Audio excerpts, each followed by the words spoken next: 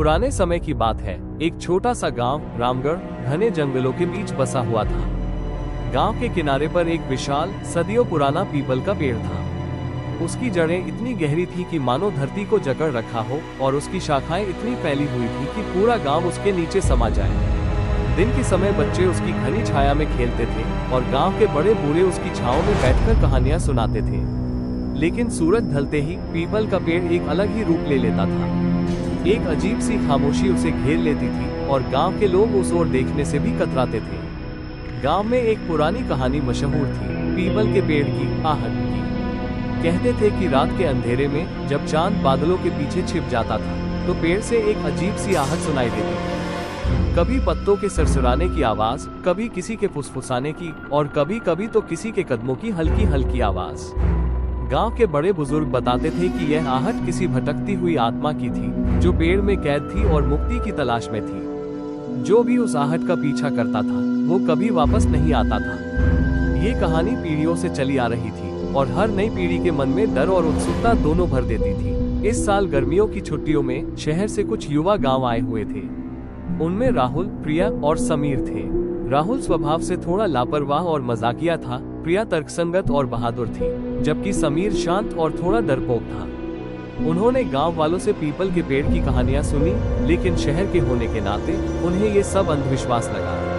एक रात जब चांदनी फीकी पड़ रही थी और हवा में एक अजीब सी ठंडक थी, राहुल ने मजाक में कहा, ये सब बस कहानियां हैं। मैं तो कहता हूँ कोई हिम्मत करके जाए और देखे कि ये आहट क्या है। समीर का चेहरा पीला पड़ गया। नहीं राहुल, ये सब मजाक की बात नहीं है, गांव वाले कहते हैं। प्रिया ने राहुल को घूरते हुए कहा, राहुल तुम जानते हो ये कितना खतरनाक हो सकता है। लेकिन राहुल को चुनौती पसंद थी। उसने हंसते हुए कहा, कोई नहीं जाएगा तो मैं जाता हूँ, देखता हूँ कौन सी आहट मेरा क्या बिगाड़ती है। समीर और प्रिया ने उसे रोकने की बहुत कोशिश की। उन्होंने उसे समझाया कि यह सिर्फ एक कहानी नहीं है बल्कि एक चेतावनी है, लेकिन राहुल नहीं माना।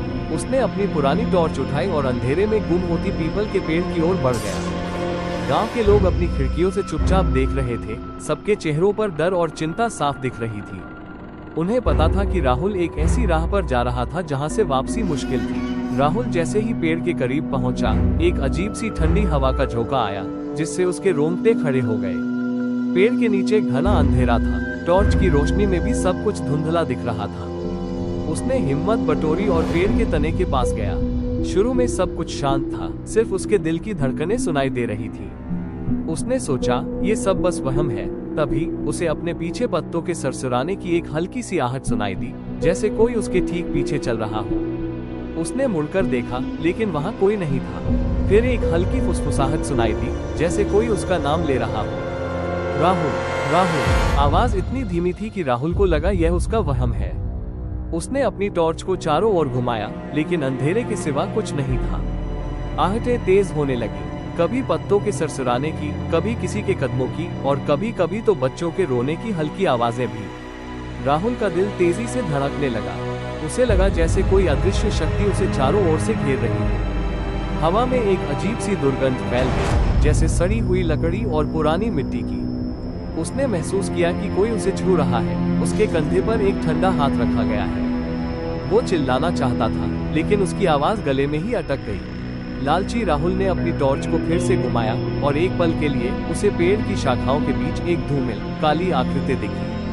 आकृति का कोई चेहरा नहीं था, बस एक काली परछाई जो तेजी से उसकी ओर बढ़ रही थी। राहुल ने डर के मारे चिल्लाना चाहा, लेकिन उसकी आवाज गले में ही अटक गई। वो पीछे मुड़कर भागने की कोशिश की, लेकिन उसके पैर जैसे जम गए थे। परछाई अब उसके बहुत करीब थी और उसने महसूस किया कि कोई अदृश्य शक्ति उसे पेड़ की ओर खींच रही थी। उसकी टॉर्च हाथ से छूटकर गिर गई और अंधेरे में डूब गई। गांव के लोगों ने एक भयानक चीख सुनी जो पीपल के पेड़ की ओर से आई थी, और उसके बाद सिर्फ खामोशी थी। एक ऐसी खामोशी जो चीख से भी ज्यादा डरावनी थी। सुबह होने पर गांव के लोगों ने पीपल के पेड़ के पास राहुल की तलाश की, लेकिन वो कहीं नहीं मिला। सिर्फ उसकी टूटी हुई टॉर्च पेड़ के पास पड़ी थी। उस दिन के बाद से गांव में कोई भी पीपल के पेड़ की ओर देखने की भी हिम्मत नहीं करता था। राहुल की घटना ने आहट की कहानी को एक कड़वी सच्चाई बना दिया था। आज भी हर रात रामगढ़ गांव में पीपल के पेड़ से एक अजीब सी फुसफुसाहट आती है, राहुल। राहुल और गांव के बच्चे जब भी रात में हवा में कोई अजीब सी आहट सुनते हैं तो डर के मारे अपनी आंखें बंद कर लेते हैं, ये जानते हुए कि पीपल का पेड़ अभी भी किसी का इंतजार कर रहा है।